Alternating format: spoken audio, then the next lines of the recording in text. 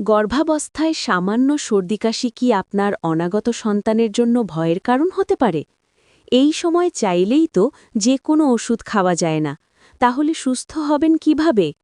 আজকের ভিডিওতে আমি এমন 4টি প্রাকৃতিক উপায়ের কথা বলবো যা কোনো পার্শ্ব প্রতিক্রিয়া ছাড়াই আপনাকে সর্দিকাশি থেকে দ্রুত সুস্থ করে তুলবে। তাই নিজের এবং সন্তানের সুরক্ষায় ভিডিওটি শেষ পর্যন্ত দেখুন। গর্ভাবস্থায় সর্দিকাশি প্রতিকারের চেয়ে প্রতিরোধই উত্তম। গর্ভাবস্থায় হরমোনের পরিবর্তনের কারণে নাকের ঝিল্লি ফুলে যেতে পারে, যাকে প্রেগন্যান্সি রাইনাইটিস বলা হয়। এর ফলে অনেক সময় ঠান্ডা না লাগলেও নাক বন্ধ মনে হতে পারে। তবে প্রকৃত সর্দিকাশি থেকে বাঁচতে নিচের পদক্ষেপগুলো গ্রহণ করা জরুরি। ১. ব্যক্তিগত পরিচ্ছন্নতা বজায় রাখা। ভাইরাস ও ব্যাকটেরিয়া থেকে দূরে থাকার সবচেয়ে কার্যকর উপায় হল পরিচ্ছন্নতা। হাত ধোয়া। বাইরে থেকে ফিরে খাবার আগে এবং নাক ঝাড়ার পর সাবান দিয়ে অন্তত 20 সেকেন্ড হাত ধুয়ে নিন। Hand sanitiser. সাবান পানি না থাকলে অ্যালকোহলযুক্ত স্যানিটাইজার ব্যবহার করুন। মুখ স্পর্শ না করা। নোংরা হাতে চোখ, নাক বা মুখ স্পর্শ করবেন না, কারণ এখান থেকেই ভাইরাস শরীরে প্রবেশ করে। ২. সঠিক পুষ্টি ও খাদ্যাভ্যাস।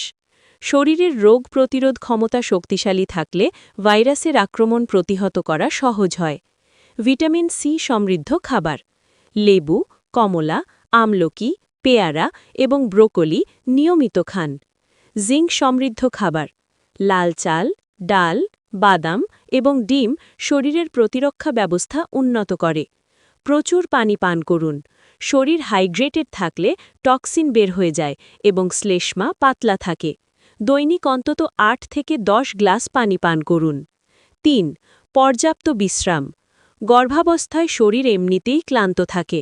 পর্যাপ্ত ঘুম ও বিশ্রাম শরীরের কোষগুলোকে পুনর্গঠিত হতে সাহায্য করে, যা সংক্রমণের বিরুদ্ধে লড়তে শক্তি যোগায়। প্রতিদিন অন্তত 7 থেকে 8 ঘণ্টা গভীর ঘুম নিশ্চিত করুন। 4.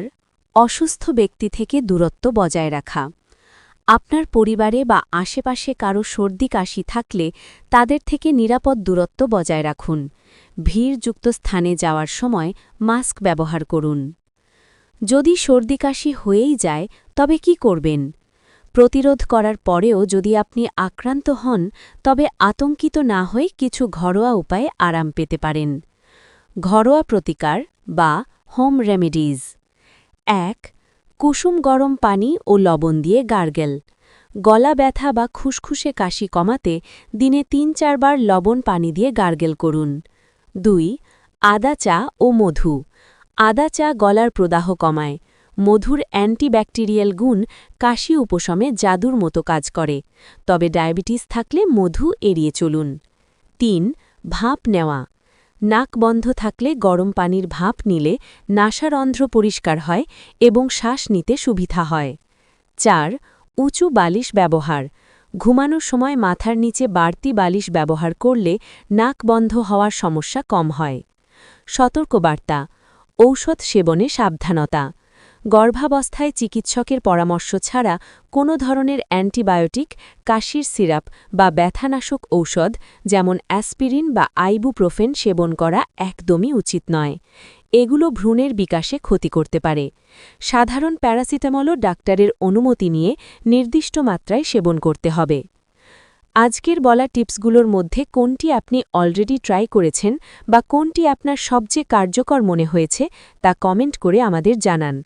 আপনার কোনো বিশেষ প্রশ্ন থাকলে সেটিও লিখতে পারেন, আমি উত্তর দেওয়ার চেষ্টা করব। আজকের ভিডিওটি আপনার সেই সব বন্ধুদের সাথে শেয়ার করুন যারা বর্তমানে মা হতে চলেছেন।